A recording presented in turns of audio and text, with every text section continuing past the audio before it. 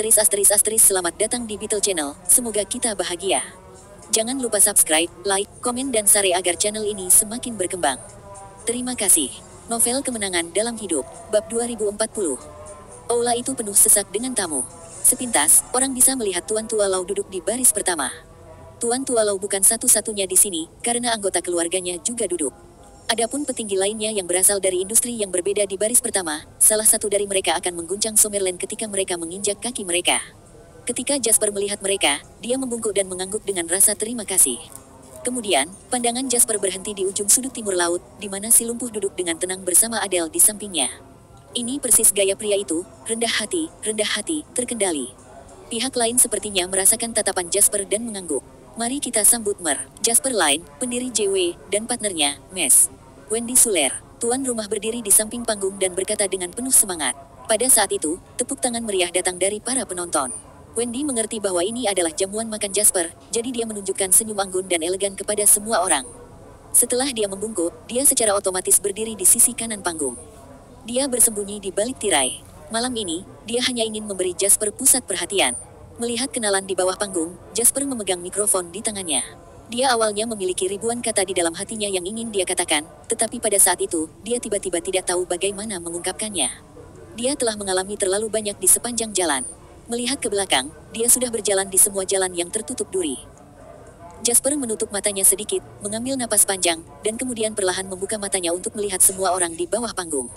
Pertama-tama, terima kasih banyak telah datang ke perjamuan ini.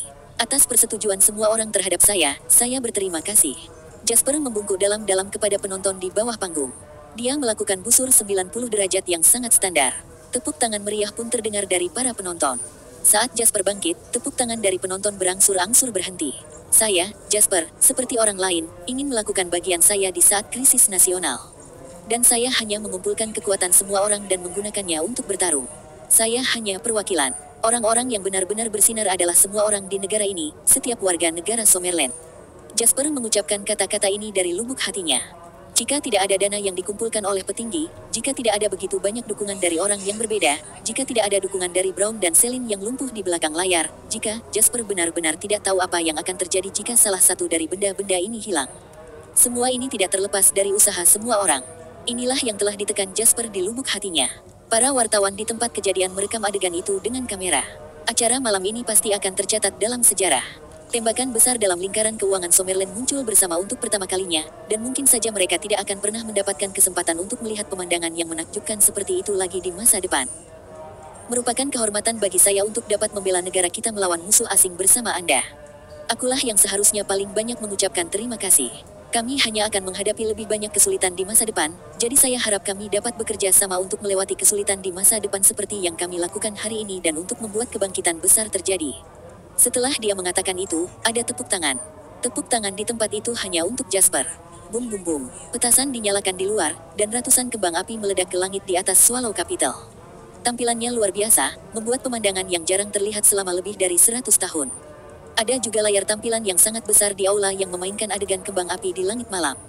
Saat dia melihat kembang api, mata Jasper bersinar terang. Dia tidak tahu perubahan seperti apa yang akan terjadi di masa depan, tetapi dia percaya bahwa semuanya akan menjadi lebih baik.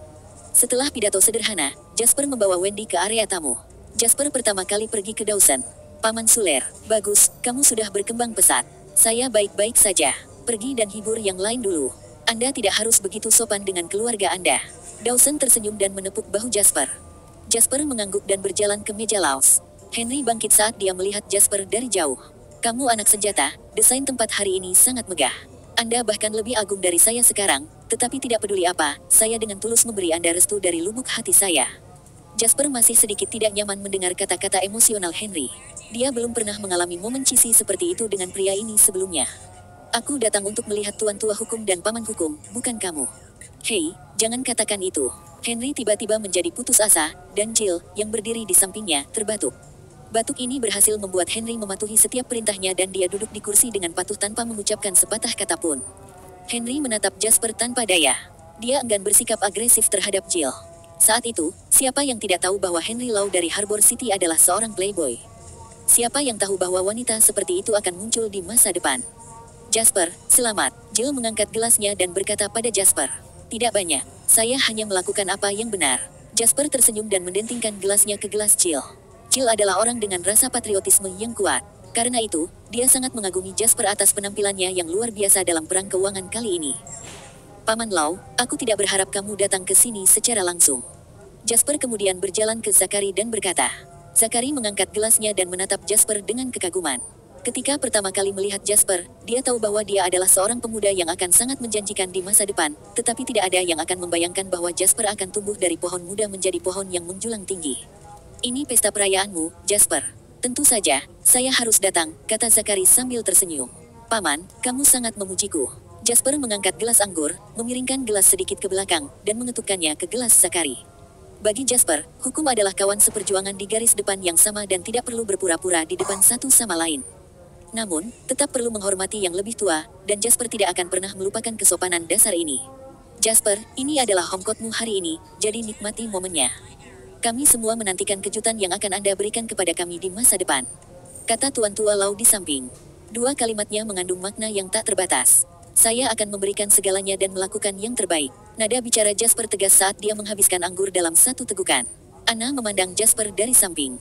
Dia tidak berbicara, dan tidak diketahui apa yang dia pikirkan. Hukum Tuan Tua mengangguk. Oke, Jasper, kamu harus pergi menemui yang lain. Ada banyak orang di sini malam ini. Jasper mengerti. Tepat ketika dia berbalik, teleponnya tiba-tiba berdering.